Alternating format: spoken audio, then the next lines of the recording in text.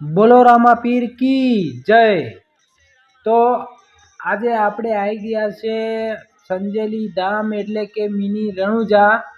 તો તમે જુઓ, આપણે મંદિર છે લગભગ 8 માળનું અને પબ્લિક બારની આવી છે। આજે છે વૈશાખ સુદ અને બીજ, તો બીજના દર્શન કરવા માટે પબ્લિક બારની આવેલી છે અને આ મંદિરે ધારેલા કામ પાર પડી જાય છે। તો કોઈ બી એ મનથી તમે ધાર્યું હોય એ કામ થઈ જાય છે અને થયા બાદ એ લોકો દર્શન કરવા આવે છે। તો આ મંદિર આપણે રણુજા હતું, મોટું રણુજા, નાનું રણુજા, તો એ પ્રમાણે આ મંદિરનું નામ રાખવામાં આવ્યું છે કે મિની રણુજા સંજેલી।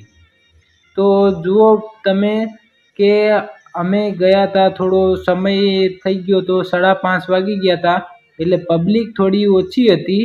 દિવસની પબ્લિક બહુ ભીડ હતી અને અમારે જવાનું હતું સવારમાં, પણ અમારે થોડું કામના કારણે અમે થોડા મોડા પડ્યા।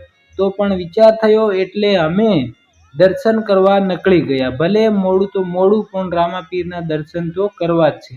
તો અમે ગયા હતા અને પછી આપણે દર્શન કર્યા, મંદિર ઉપર ચડ્યા, જોયું અને આપણે એમ લાગ્યું કે ના, જવા જેવું તો છે। અને પબ્લિક પણ બહારની આવે છે, એટલે કે વિશ્વાસ લોકોને આવે છે કે આ મંદિરે આવીએ અને રામાપીરના નામથી કામ આપણે ધાર્યા થાય છે। તો તમે જુઓ કે આમાં એવું છે નથી કે કોઈ બોલાવે ને આવે, કોઈ કે ને આવે, માણસોને મનથી જ અને કામ ધાર્યું થાય એને માટે આવે છે। તો તમે આપણી ચેનલને, આપણા પેજને, આપણા ઇન્સ્ટાગ્રામને લાઈક, ફોલો, શેર અને કોમેન્ટ કરી દેજો અને કોમેન્ટમાં લખી રાખજો કે જય રામાપીર, જય રામાધણી।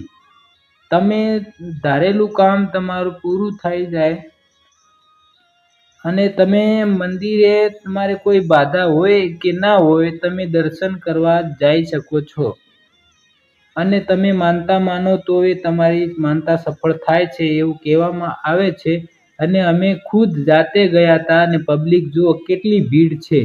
આટલી ભીડ હોય એટલે સમજી લેવાનું કે રામાધણીના નામથી તો કામ 100% થાય છે, એટલે પબ્લિક આવે છે। આપણે એવું નથી કહેતા કે તમે આવો જ, પણ તમારા મનથી તમે જુઓ કે પબ્લિક કેટલી ભીડ છે। 6 વાગ્યા સુધીમાં હતી આટલી ભીડ, તો દિવસની કેટલી ભીડ હશે અને માણસોના કામ થતા હશે ને, એટલે જ માણસો આવતા હશે, બરાબર।